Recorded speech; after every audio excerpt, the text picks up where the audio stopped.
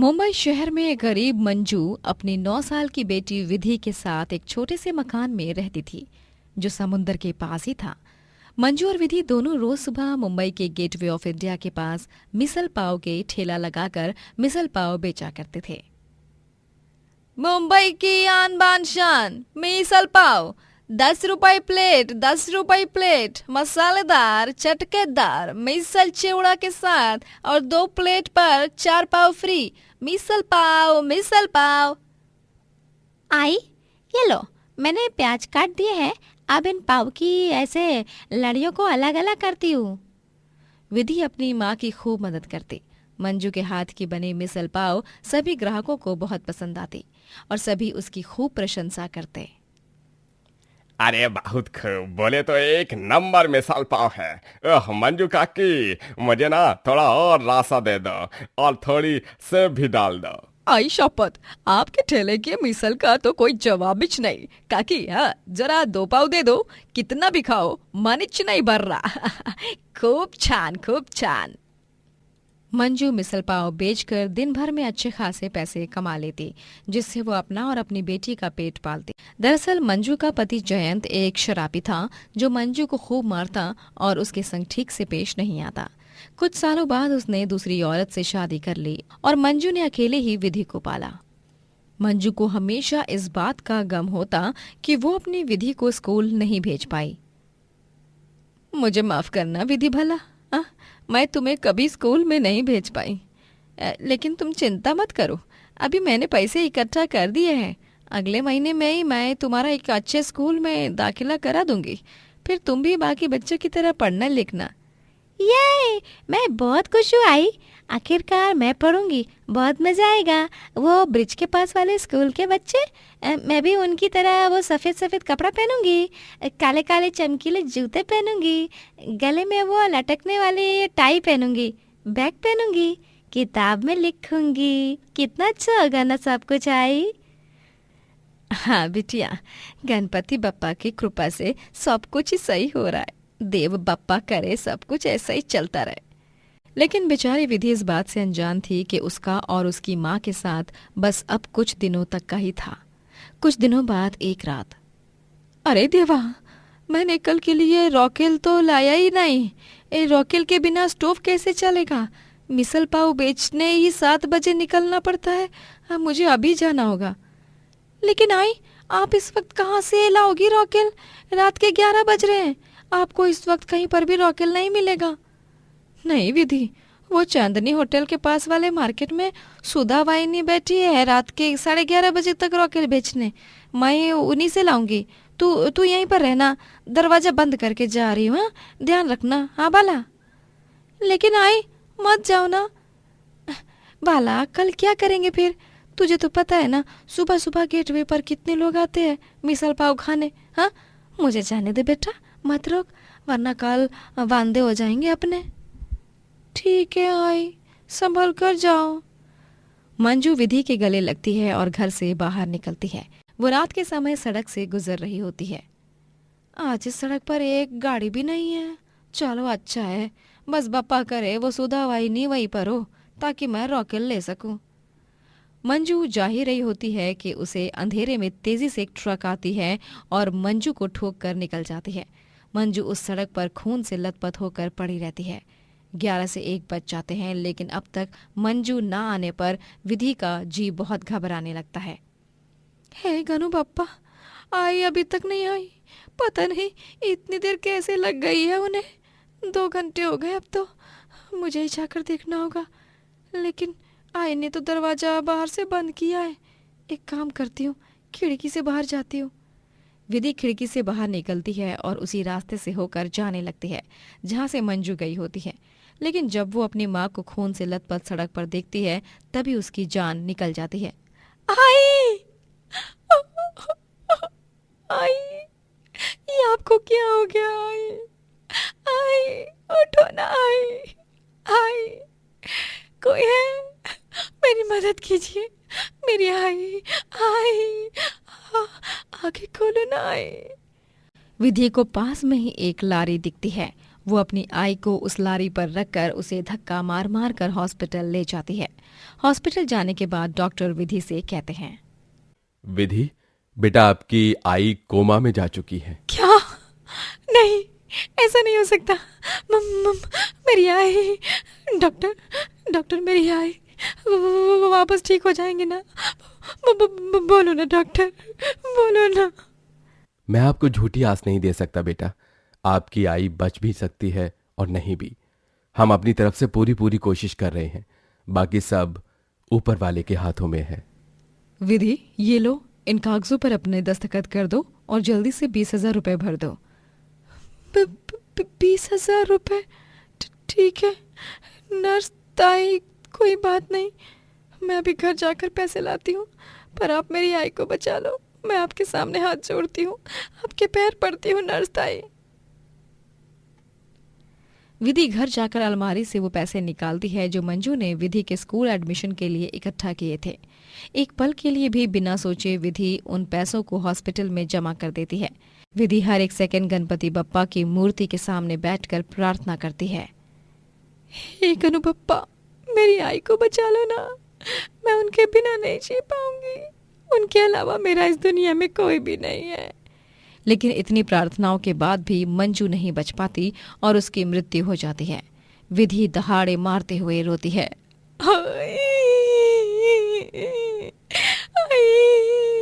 मत जाओ मुझे छोड़कर, आई आंखें खोलो ना, आई आपकी विधि अब इस दुनिया में कैसे रहेगी? आई विधि के लिए मंजू के बिना जीना अब बहुत कठिन हो चुका था, लेकिन फिर भी हिम्मत जुटाकर विधि अपनी आई की तरह मिसल पाव बेचने जाती है। वो अपने हाथों से मिसल पाव बनाती है और अब खुद ही अकेले अपना जीवन यापन करने लगती है। अरे विधि, तुम्हारे आई के साथ जो कुछ भी हुआ बहुत बुरा हुआ, लेकिन एक बात कहूँ, तुम्हारे हाथों का बना मिसाल पाव बिल्कुल मंजू काकी की तरह ही है। हाँ विधि, तुम चिंता मत करो, यूं ही मेहनत करते जाओ, सब ठीक हो जाएगा। मंजू के चेहरे की मुस्कान तो मानो खो सी गई थी। वो दिन भर मिसल पाव बेचती और रात को जब वो घर लौटती तभी अपनी आई की तस्वीर को सीने से लगाकर वो फूट फूट कर रोती। एक दिन विधि के मिसल पाव ठेले पर आकर्ष और नीता नामक पति पत्नी आते हैं, जिन्हें विधि के हाथ की मिसल पाव बहुत पसंद आती है। घर जाने के बाद, आकर्ष, उस मिसल पाव वाली लड़की के बारे में मैंने 2 लोगों से सुना। वो उसकी माँ की मृत्यु हो गई है, बेचारी अकेली रहती है। आज उसे देखकर मुझे एक अलग सी फीलिंग महसूस हुई, एक अलग सा कनेक्शन। हाँ नीता, मुझे भी। क्यों ना हम ऑर्फनेज में जाने की जगह उसी सुंदर सी फूल सी मासूम गरीब मिसल पाव वाली बच्ची को गोद ले लें। हाँ आकर्ष, तुमने तो मेरे मुंह की बात ही छीन ली। मैं भी यही सोच रही थी। हम कल ही जाकर उसे अपने साथ ले आएंगे। हाँ, नीता और आकर्ष दोनों ने एक एक्सीडेंट में अपनी 6 साल की बेटी रानी को खो दिया था और उस एक्सीडेंट के कारण नीता बांझ हो गई, जिसके बाद वो बच्चा नहीं पैदा कर पाई। और अब नीता और आकर्ष दोनों विधि को गोद लेने का फैसला लेते हैं। अगले दिन जब वो दोनों विधि के ठेले के पास जाते हैं तभी देखते हैं कि कुछ गुंडे विधि को परेशान कर रहे हैं। अरे ज्यादा शानी मत बन, चल जल्दी से अपने सारे पैसे हमें दे दे, वरना बहुत बुरा होगा, कह दे रहा हूँ। अरे लगता है ये ऐसे नहीं मानेगी। दोनों गुंडे विधि को मारने जाते हैं कि तभी आकर्ष वहां पर आकर उन दोनों को पीटने लगता है और विधि घबराकर नीता के गले लग जाती है। दोनों विधि को बचा लेते हैं। कुछ देर बाद वहां पर पुलिस आती है और उन दोनों गुंडों को गिरफ्तार करके ले जाती है। इसके बाद आकर्ष और नीता विधि को गोद लेते हैं और विधि भी खुशी खुशी उनके साथ रहने के लिए तैयार हो जाती है। लेकिन वो अपनी आई को कभी नहीं भूलती और रोज उसकी तस्वीर लेकर ही सोती है। चंद्रपुर कहकर एक गांव में रमा अपने बेटे मोहन, बहू कनिका और पति रविंद्र के साथ रहती थी। एक दिन एक दुर्घटना में रविंद्र की मौत हो जाती है, जिसके बाद मोहन और कनिका रमा के नाम की भी सारी प्रॉपर्टी हड़प कर उसे घर से बाहर निकाल देते हैं। ये तुम दोनों ने अच्छा नहीं किया। मोहन बेटा, कनिका बहू, मैं अब कहाँ जाऊंगी? रविंद्र जी के अलावा तो मेरा इस दुनिया में कोई था भी नहीं, तुम दोनों ही थे। लेकिन तुम दोनों ने भी इतना बड़ा धोखा दे दिया। अरे माँ, क्यों दिमाग खा रही हो? जाओ ना यहाँ से। अब हम आपको एक फूटी कौड़ी तक नहीं देने वाले हैं, और ना ही हम आपको इस घर में रहने देंगे। चलो चलो निकलो अब यहाँ से, ये हमारा घर है, कोई रंगमंच नहीं जो आपका तमाशा देखते रहे हम। हाँ। कनिका अपनी सास के मुंह पर ही घर का दरवाजा बंद कर देती है। रमा अपने सामान को उठाकर इधर उधर भटकने लगती है। बारिश आने लगती है, इसीलिए वो ग्राउंड के एक बड़े से पाइप में जाकर बैठ जाती है। वो बेचारी बहुत रोती है। इतनी तेज बारिश हो रही है, मैं अब क्या करूं? कहाँ जाऊं? मुझे तो कुछ समझ नहीं आ रहा। रविंद्र जी, देखिए, जिस बेटे को हमने इतना पाल पोस कर बड़ा किया, आज उसने मेरे साथ क्या किया। खुद का घर होकर मैं आज इस बारिश में पाइप में छुप कर बैठी हूँ। रमा बहुत दुखी हो चुकी थी। वो अब रोज उसी पाइप में रहने लगती है। वो रोड पर लोगों के जूते पॉलिश करने लगती है। तभी एक दिन उसका पड़ोसी शैलेश अपना जूता पॉलिश कराने के लिए रमा के पास आता है। तभी वो रमा को देखकर चौंक जाता है। अरे रामा काकी, आप यहाँ? ये सब क्या से क्या हो गया रामा काकी? मोहन मोहन कहाँ है? क्या बताऊं तुम्हें शैलेश बेटा, मोहन ने मुझे घर से बाहर निकाल दिया और मेरे नाम की सारी जायदाद भी हड़प ली। हे भगवान, ये तो बहुत बुरा हुआ। ये लीजिए, ये काकी कुछ पैसे हैं, ये आप रखिए। अरे नहीं नहीं बेटा, मुझे ये पैसे मत दो। तुम इन पैसों को किसी और गरीब को दे दो जो काम नहीं कर सकता। मैं तो काम कर रही हूँ ना। रमा शैलेश के पैसों को नहीं स्वीकारती। वो अब रोजाना लोगों के जूते पॉलिश करती। एक दिन उसकी तबीयत बहुत ज्यादा बिगड़ जाती है और वो पाइप में बुखार से तप रही होती है। तभी वहां नैना नामक एक औरत आती है। काकी, काकी, आप तो बुखार से तप रही हो। ओह गॉड, एक काम कीजिए, आप मेरे साथ मेरे घर पर चलिए। आप यहाँ मत रहिए, मौसम वैसे भी बहुत खराब हो चुका है। नहीं बेटा, मैं रह लूंगी यहाँ। नहीं काकी, आप प्लीज मेरे साथ चलिए। नैना रमा को अपनी कार में बैठाती है और वो उसे अपने घर ले जाती है। नैना के घर पर उसका 16 साल का बेटा पीयूष रहता था और उसका पति अभिनव भी रहता था। जब रमा का बुखार उतर जाता है तभी वो नैना, पीयूष और अभिनव के साथ रहती है। नैना बेटा, मैं तुम्हारे घर पर बोझ बनकर नहीं रह सकती। मैं यहाँ पर खाना बनाने का काम करूंगी। ये आप क्या बोल रही हो काकी? नहीं नहीं, आप कोई काम नहीं करोगी। हाँ काकी, आप सिर्फ आराम करोगी बस। बेटा, मेरी बात मानो। वैसे भी एक माँ तो अपने बच्चों के लिए स्वादिष्ट व्यंजन बनाती ही है ना, तो फिर उसमें क्या बुराई है।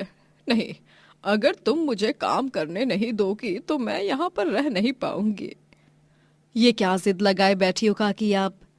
नैना और अभिनव को रमा की बात माननी पड़ती है और रमा उनके घर पर खाना बनाने लगती है। वो बहुत बढ़िया खाना बनाती हैं जिसे खाकर वो लोग उसकी खूब तारीफ करते हैं।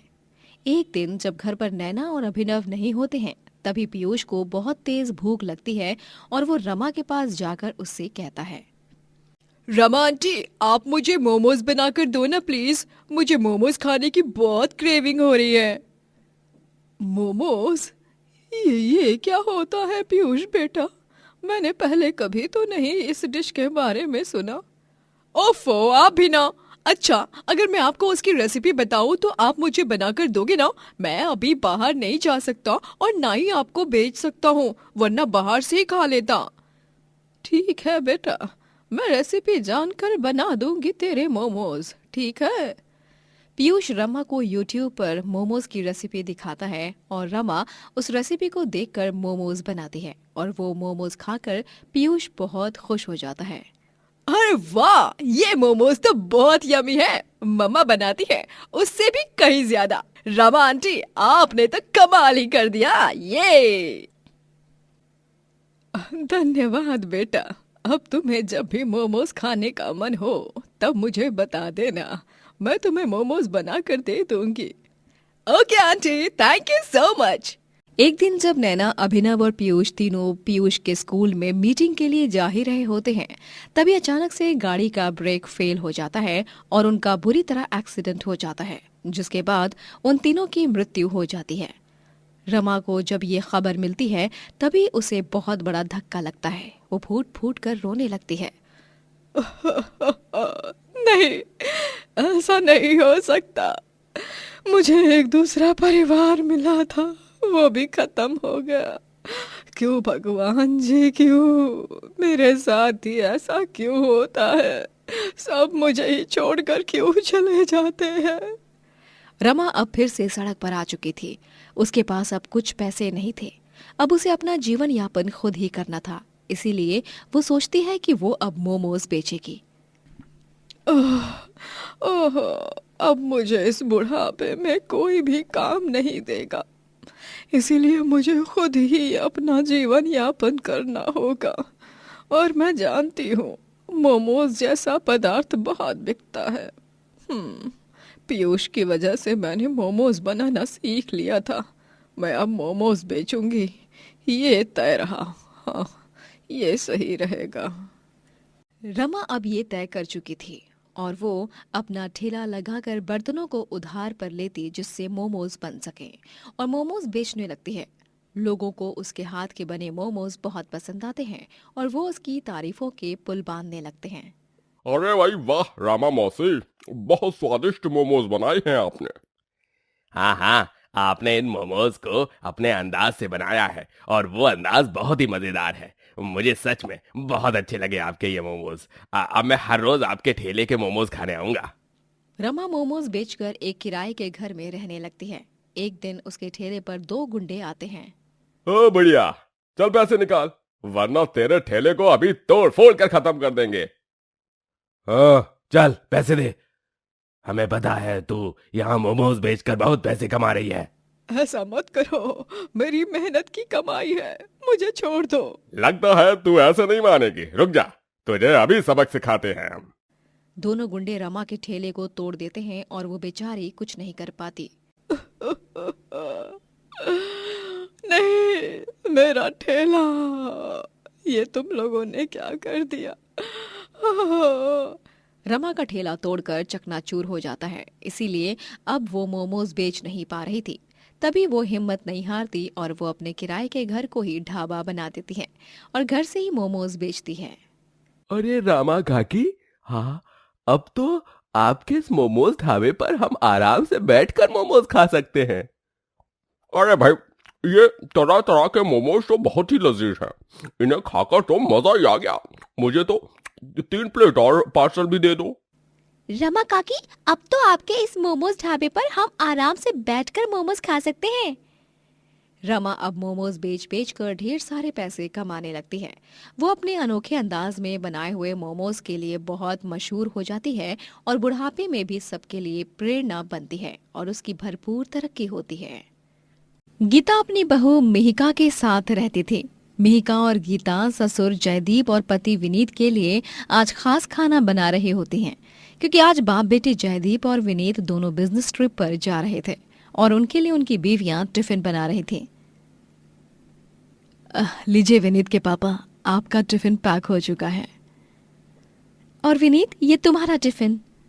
आहा, क्या खुशबू है भाई, वाह, मजा ही आ गया। अरे तुम दोनों सास बहू सच में मास्टर शेफ हो, तुम दोनों का कोई जवाब नहीं। धन्यवाद। धन्यवाद। जयदीप और विनीत घर से निकल जाते हैं, लेकिन जिस एरोप्लेन में वो दोनों बैठते हैं वो क्रैश हो जाती है और प्लेन में सवार आधे यात्रियों की मौत हो जाती है, जिनमें से एक जयदीप भी होता है। लेकिन विनीत बच जाता है और वो अपने पैरों और हाथों से अपाहिज हो जाता है। अपने पापा के जाने से विनीत बहुत टूट जाता है। गीता अब विधवा हो चुकी थी। वो गहरे सदमे में जाती है। मिहिका उसे सांत्वना देती है। बस माँ जी, बस, अब हमें अपने पैरों पर खड़ा होना ही होगा। हाँ बहू, विनीत भी अब अपाहिज हो गया है। हमें उसकी भी देख रेख करनी होगी। ये सब मुश्किल तो है, लेकिन हमें ये करना होगा। मेहिका और गीता दोनों सास बहू ठान लेते हैं कि वो अभी नौकरी ढूंढकर काम करके पैसे कमाएंगी। वो दोनों कई जगहों पर जाकर नौकरी की तलाश करते हैं, लेकिन उन्हें नौकरी नहीं मिलती। दुखी और निराश होकर वो घर लौटते हैं। तभी व्हील चेयर पर बैठा हुआ विनीत भावुक होकर उनसे कहता है, मुझे माफ कर दीजिए, ये सब मेरे कारण ही हो रहा है। अगर मैं अपाहिज न होता तो आप दोनों को ये दिन देखने की कोई नौबत ही नहीं आती। मेरा जिंदा रहकर कोई फायदा नहीं है। खामखा मैं आप दोनों पर बोझ बनकर रह गया। इससे अच्छा तो यही होता कि मैं भी उस प्लेन क्रैश में मर जाता। नहीं विनीत, प्लीज ऐसा मत बोलो। तुम हम पर बोझ नहीं हो और कभी ऐसा सोचना भी मत। और खबरदार, अगर आइंदा से मरने की बात की तो। पति को तो खो चुकी हूँ, अब मैं अपने बेटे को भी नहीं खोना चाहती। तू मेरा लाल है, मेरे जिगर का टुकड़ा है। ऐसी बातें मत कर। और तूने ये सब जानबूझकर नहीं किया है, वो एक हादसा था। गीता और मेहिका दोनों अगले दिन फिर से काम ढूंढने लग जाती हैं। इस बार वो लोगों के घरों में साफ सफाई या खाना बनाने का काम ढूंढने जाती हैं, लेकिन बेचारी दोनों इस बार भी काम ढूंढने में असफल हो जाती हैं। ऐसा कई दिनों तक चलता है और एक दिन वो दोनों एक ढाबे को देखती हैं जहां पर बहुत से ग्राहक खाना खा रहे थे। देखिए ना माँ जी, इस छोटे से ढाबे में कितने सारे लोग खाना खा रहे हैं। हाँ मीका बहू, ये ढाबे वाला एक दिन में बहुत सारे पैसे कमाता होगा। तो क्यों ना हम भी एक ढाबा खोलें? क्या कहती हो आप माँ जी?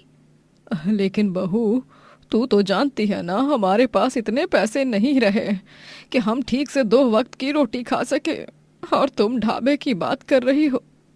हाँ माँ जी, वो बात भी है। ये कैसी दुविधा में फंस गए हैं हम। 6 दिनों से तपती धूप में काम ढूंढ रहे हैं, लेकिन अभी तक हमें काम नहीं मिला। न जाने कब हमारी मुश्किलें दूर होंगी। तभी गीता के दिमाग में एक ख्याल आता है। मिहिका बहू, एक रास्ता है। मेरा भाई गिरीश, हो सकता है कि वो हमारे पैसों के लिए थोड़ी सी मदद कर दे। अरे हाँ माँ जी, मामा जी सच में हमारी मदद कर सकते हैं। ये ख्याल मुझे क्यों नहीं आया? मेहिका और गीता दोनों गिरीश के पास जाती हैं। गिरीश एक अमीर आदमी था जो एक बंगले में रहता था, लेकिन गीता ने अपने परिवार के खिलाफ जाकर गरीब जयदीप से शादी की थी, इसीलिए गिरीश उससे ठीक से बात नहीं करता था। तुम यहाँ क्या कर रही हो? तुम्हें मैंने कहा था ना कि हमें अपनी मनहूस शक्ल फिर कभी मत दिखाना। तो क्यों आई हो यहाँ पर? क्यों? अभी वो गरीब फटीचर जयदीप परलोक सिधार गया, इसलिए आ गई फिर से हमारे तलवे चाटने? हाँ नहीं भैया, ऐसा कुछ नहीं है। भैया, विनीत भी अपाहिज हो गया है उस प्लेन क्रैश के कारण। अब सारी जिम्मेदारी मेरे और मिहिका बहू के कंधों पर है। हमें कहीं नौकरी नहीं मिल रही है, इसीलिए हमें सोचा कि हम दोनों सास बहू मिलकर अपना खुद का ढाबा खोलेंगे, जिसके लिए हमें पैसों की मदद चाहिए थी। मामा जी प्लीज मना मत कीजिए, हम बहुत आस और उम्मीद के साथ आए हैं आपके पास। अरे मेरे माथे पर क्या बेवकूफ लिखा है क्या? हाँ, तुम दोनों को मुझसे एक फूटी कौड़ी भी नहीं मिलेगी, इसलिए तुम दोनों की भलाई इसी में है कि यहां से चुपचाप चले जाओ, वरना मैं सिक्योरिटी गार्ड से कहकर तुम दोनों को यहां से धक्के मारकर भगवा दूंगा। लेकिन भैया, भैया मेरी बात तो सुनिए ना भैया। भैया। गिरीश गीता और मिहिका के मुंह पर दरवाजा बंद करता है। बेचारी बेसहारा मिहिका और गीता बहुत उदास होती हैं। उन्हें समझ नहीं आता कि वो दोनों क्या करें और क्या नहीं। तभी मिहिका के पापा के दोस्त प्रताप मिलते हैं और मिहिका अपना सारा दुख उन्हें बताती है, जिसके बाद हे भगवान, अगर ऐसी ही बात थी तो तुमने मुझे पहले क्यों नहीं बताया बेटा? हाँ, मेरे पास देने के लिए पैसे तो नहीं है, लेकिन हाँ, मेरे बांस का खेत है, उसमें से तुम्हें जितने बांस चाहिए तुम ले जा सकती हो बेटा। तुम्हारे पापा ने जीते जी मेरे लिए बहुत कुछ किया, अब मुझे भी तुम्हारे लिए कुछ करने का सौभाग्य दे दो बेटा। आपका बहुत बहुत धन्यवाद प्रताप काका। प्रताप मिहिका को ढेर सारे बांस की लकड़ियां देता है, जिन्हें वो अपने साथ ले जाती है। लेकिन मिहिका बहू, हम इतनी सारी बांस की लकड़ियों का करेंगे क्या? ये तो हमारे किसी भी काम की नहीं। किसने कहा कि यह हमारे किसी भी काम की नहीं? माँ जी, मेरे पास एक बहुत ही अच्छा आइडिया है। हम इन बांस की लकड़ियों का बांस का ढाबा बनाएंगे। बांस का ढाबा? जी हाँ, बांस का ढाबा। इस ढाबे में ग्राहकों को बांस की वजह से ताज़ा हवा और नैसर्गिक सुख मिलेगा। गर्मी में हमारा ढाबा ठंडा रहेगा। हमें ढाबा बनाने के लिए ज्यादा पैसे खर्च करने की कोई जरूरत नहीं है फिर। अरे वाह बहू, ये बहुत ही बढ़िया आइडिया है। मीका और गीता दोनों सास बहू मिलकर एक बांस का ढाबा तैयार करती हैं, जिसमें वो दोनों बढ़िया से खाना बनाती हैं और उनके हाथ का बना खाना सभी को पसंद भी आता। अरे भाई सुपर डुपर खाना बना है मेहका जी। अरे गीता काकी, इतने स्वादिष्ट छोले भटूरे हमने कभी नहीं खाए। ये तो same to same Amritsari chole bhature लग रहे हैं। अरे और ये पाव भाजी, ये एकदम बेस्ट है, बेस्ट से भी बेस्ट टेस्ट है भाई। मैं तो 5 प्लेट और खाऊंगा, और तो और 5 प्लेट घर पर पार्सल भी ले जाऊंगा। बहुत मजा आया। थोड़ा और मक्खन डालिए ना बहन जी। जी क्यों नहीं, ये लीजिए। इस तरह दोनों सास बहू अपने बांस के ढाबे से खूब पैसे कमाने लगते हैं और तरक्की करने लगते हैं। ये सब गिरीश से देखा नहीं जाता। गिरीश को गीता और मीका की सफलता देख जलन होती है और वो रात के अंधेरे में जेसीबी लेकर गीता और मीका के बांस के ढाबे के पास आता है और जेसीबी से उनके ढाबे को तोड़ने जा ही रहा होता है कि तभी वहां पर उसे स्वर्गवासी जयदीप की आत्मा दिखाई देती है। जयदीप जेसीबी के सामने खड़ा हो जाता है और वो गिरीश को गुस्सैल आंखों से देखता है। जी जयदीप, तुम यहाँ? तुम्हें मैं पहली और आखिरी बार कह दे रहा हूं, मेरी बीवी और बहू को परेशान करना छोड़ दो, वरना मैं तुम्हारी जिंदगी बर्बाद कर दूंगा। चाहो तो आजमा कर देख लो, अभी की अभी तुम्हारी हड्डी पसली एक करके रख दूंगा। नहीं नहीं नहीं नहीं नहीं नहीं नहीं नहीं, मैं आज से, मेरा मतलब है अभी से ही गीता और मेहका से दूर चला जाऊंगा। मैं फिर कभी उनके पास आसपास भी नहीं आऊंगा। माफ कर दो, मुझे माफ कर दो। गिरीश घबराकर जेसीबी घुमाकर वहां से रफू चक्कर हो जाता है। जयदीप की आत्मा भी गायब हो जाती है। गीता और मीका दोनों सास बहू बहुत सारे पैसे इकट्ठा करके शहर में एक नया रेस्टोरेंट ओपन करते हैं। वहीं विनीत भी घर बैठे अपने बचपन के शौक डबिंग को पूरा करता है और डबिंग का काम करता है। इस तरह वो तीनों अपने जीवन में बहुत खुशी से रहते हैं। क्या ये तुमने बिल्कुल भी सही नहीं किया कंचन? मैंने तुमसे बेशुमार प्यार किया, जिसके बदले तुमने मुझे क्या दिया? धोखा। ओ प्लीज, अब ना ये सारा ड्रामा करने की कोई जरूरत नहीं है। अब तुम सड़क पर आ गए हो, तो अब ये तुम्हारा बंगला नहीं, मेरा बंगला है। तो अपना बोरिया बिस्तर उठाओ और यहाँ से दफा हो जाओ, अभी के अभी। दीपक एक अमीर आदमी होता है।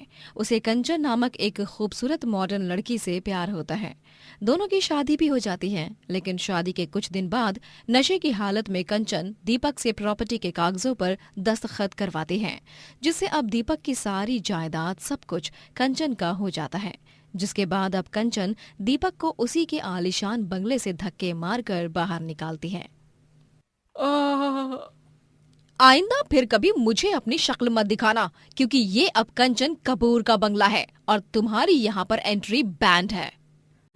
दीपक अब यहाँ से वहाँ दर दर भटकने लगता है। वो बेचारा अनाथ था और अब उसके पास कुछ भी नहीं बचा था।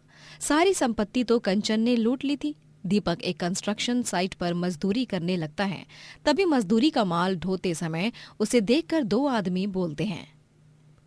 अरे भाई, तुम ही हो ना वो जो पिछले साल बिजनेसमैन ऑफ द ईयर का अवार्ड जीते थे, और आज तुम यहाँ हम गरीबों के बीच मजदूरी कर रहे हो।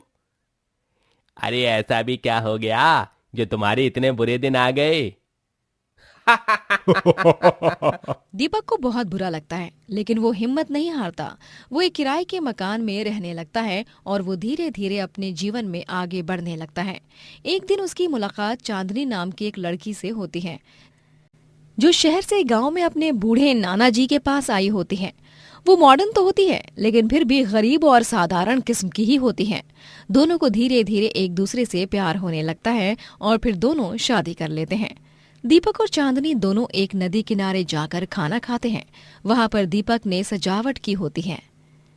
धीरे धीरे से मेरी जिंदगी में आना, धीरे धीरे से दिल को चुराना, तुमसे प्यार हमें है कितना जाने जाना, तुमसे मिलकर तुमको है बताना। I love you Chandni. I love you too Deepak.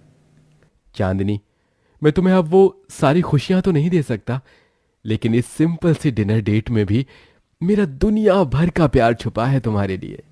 It's okay दीपक, तुम्हारे साथ जो तुम्हारी पहली बीवी ने किया वो बहुत गलत किया, लेकिन अब तुम सिर्फ खुश रहो क्योंकि तुम खुशियां डिजर्व करते हो। दीपक और चांदनी प्यार भरा समय बिताते हैं। वहीं दूसरी ओर कंचन बंगले में रहकर ऐशो आराम की जिंदगी बिता रही होती है। एक दिन कंस्ट्रक्शन साइट पर काम करते समय दीपक के पैर पर कई सारी ईंट एक साथ गिर जाती हैं, जिस कारण उसके पैरों से बहुत खून बहने लगता है। सभी लोग उसके पास इकट्ठा हो जाते हैं और उसे तुरंत अस्पताल ले जाया जाता है। उसका पैर बुरी तरह से फ्रैक्चर हो जाता है और अब वो घर पर ही आराम करने लगता है। चिंता मत करो दीपक, सब कुछ ठीक हो जाएगा। कैसे चांदनी, कैसे ठीक हो जाएगा सब कुछ? अब मैं घर पर ही हूं, ऐसे घर कैसे चलेगा? उसकी चिंता तुम मत करो दीपक, मैंने तय कर लिया है, मैं रोटी दाल और सब्जी बेचकर पैसे कमाऊंगी। शहरी हूँ लेकिन अब शहर का टेस्ट गांव में लाऊंगी, अपना ठेला लगाकर। नहीं चांदनी, प्लीज ऐसा मत करो। नाना जी क्या कहेंगे, क्या सोचेंगे मेरे बारे में? प्लीज तुम ऐसा मत करो। मैं देख लूंगा, लेकिन तुम मेरी बीवी हो, तुम काम मत करो। ये क्या बात हुई भला? जब एक पति अपनी बीवी को कमाकर संभाल सकता है तो फिर एक बीवी अपने पति को क्यों नहीं संभाल सकती भला? हाँ, और तुम्हारे साथ जो कुछ भी हुआ है ये सब तुमने जानबूझकर थोड़ी ना किया दीपक। टेंशन मत लो, नाना जी कुछ नहीं कहेंगे, उल्टा वो खुश हो जाएंगे मुझे काम करता हुआ देख के। चांदनी अगले दिन से चौक पर ठेला लगाकर रोटी सब्जी और दाल चावल बेचने लगती है। एक दो दिन में ही उसके ठेले पर ग्राहकों की भीड़ जम जाती है और सभी को उसके हाथ का बना खाना बहुत पसंद भी आता है। वाह, अति उत्तम, बहुत ही अच्छा खाना बनाती हो तुम। अरे भाई, मुझे भी बहुत अच्छा लगा आपका खाना। जी करता है ये दाल और पीते ही जाऊं। सच में ये घी वाली दाल बहुत स्वादिष्ट है। वाह, और ये जीरा राइस भी। धन्यवाद बहन जी, धन्यवाद भाई साहब। चांदनी के ठेले पर अब दिन ब दिन ग्राहकों का आना जाना बढ़ जाता है, जिस कारण लोग पूरे रास्ते को ब्लॉक कर देते हैं। एक दिन सरपंच के आदमी आकर चांदनी से कहते हैं, ओ मैडम जी, तुम्हारे ठेले के कारण पूरी चौक भर जाती है। या तो अपने ठेले को 2 दिन में यहाँ से हटाओ, या फिर एक ढाबा बना लो जिसमें तुम्हारे सारे ग्राहक चैन से बैठकर खाना खा सकें। यूं रास्ते पर खड़े होकर रास्ता ना ब्लॉक करें। माफ कीजिएगा भाई साहब, मैं इस बात को ध्यान में रखूंगी। 2 दिनों के बाद से आपको शिकायत का मौका नहीं मिलेगा। ठीक है। चांदनी अब चिंता में पड़ जाती है। वो ये बात अपने नाना जी और दीपक को भी बताती है। तभी मुझे माफ कर दो चांदनी, मेरे इस फ्रैक्चर्ड पैर की वजह से तुम्हें ये सब झेलना पड़ रहा है, वरना तुम्हें इतना काम करने की कोई नौबत ही नहीं आती। फिर वही बात, दीपक तुम क्यों बार बार खुद को कोस रहे हो? इट्स ओके, प्लीज खुद को कोसना बंद करो, तुम ये सब जानबूझकर नहीं कर रहे हो। अरे चांदनी बिटिया, मेरे पास एक सुझाव है। अब हमारे पास कोई मकान तो है नहीं जिसमें हम ढाबा खोल सके। हाँ, तुम मेरे दोस्त जयंती लाल की खेत के बांस की लकड़ियों को तोड़कर एक बांस का ढाबा बना लो। बांस का ढाबा? ये कैसे मुमकिन है नाना जी? अरे मुमकिन है बेटा। कुछ दिन पहले ही मैं एक अखबार में देख रहा था, किसी गांव में एक परिवार ने बांस का घर बनाया था। हाँ नाना जी, मैं जानती हूँ, ये एक बहुत ही बढ़िया सुझाव है। बांस के ढाबे से ढाबे में शुद्ध हवा और ठंडक बनी रहेगी और वो दिखने में भी बहुत सुंदर लगेगा। चांदनी जयंतीलाल के खेत से बांस की लकड़ियां तोड़कर लाती है और वो और 2 मिस्त्रियों की मदद से एक बांस का ढाबा तैयार करते हैं और उस ढाबे में सभी ग्राहक बैठकर सुकून से खाना खाते हैं। पूरे गांव में चांदनी का बांस का ढाबा एक आकर्षण बन जाता है। वहां दूसरी ओर बंगले में चोरी होती है और कंचन का दीपक से लूटा हुआ सारा धन भी चोरी हो जाता है। वो बुरी तरह कंगाल हो जाती है। जब उसे अपनी सौतन के बांस के ढाबे के बारे में पता चलता है तभी वो गुस्से से आग बबूला हो जाती है। अच्छा, तो उस दीपक ने दूसरी शादी कर ली है और तो और उसकी बीवी का बांस का ढाबा पूरे गांव में फेमस भी हो गया है। लेकिन मेरे होते हुए मैं उन्हें खुश नहीं देख सकती, मैं उन्हें बर्बाद कर दूंगी। कंचन चांदनी के ढाबे पर बॉम्ब प्लांट करने आ जाती है। तभी वो चांदनी को देखकर स्तब्ध रह जाती है और उसकी आंखें भर आती हैं। चांदनी, ये मेरी बचपन की दोस्त है। इसका मतलब इसकी शादी दीपक से हुई है। हम दोनों साथ में खेले हैं, साथ में बड़े हुए हैं। नहीं, मैं अपनी सहेली का घर नहीं तोड़ूंगी। ये गुनाह मैं नहीं करूंगी। कंचन पीछे हो जाती है। तभी उसे वहां पर भगवान जी नजर आते हैं। बुराई में कुछ भी नहीं रखा है बेटा। अगर तुम दूसरों को खुश रखोगी तभी ही खुद भी खुश रह पाओगी। इसलिए बुरा काम करना छोड़ दो, फिर देखना तुम्हारे जीवन में सिर्फ अच्छाई ही होगी। इतना कहकर भगवान जी अदृश्य हो जाते हैं। कंचन को अपनी गलती का एहसास हो जाता है। वो दीपक को उसका बंगला वापस दे देती है और शहर चली जाती है। वो वहां जाने के बाद अच्छे कर्म करती है और ईमानदारी से खुद कमाकर अपना जीवन यापन करती है। वहीं दीपक भी फिर से अपना काम शुरू करता है और थोड़े सालों बाद वो फिर एक बिजनेसमैन बन जाता है। चांदनी भी खूब तरक्की करती है और वो कई शहरों में अपने रेस्टोरेंट खोलती है।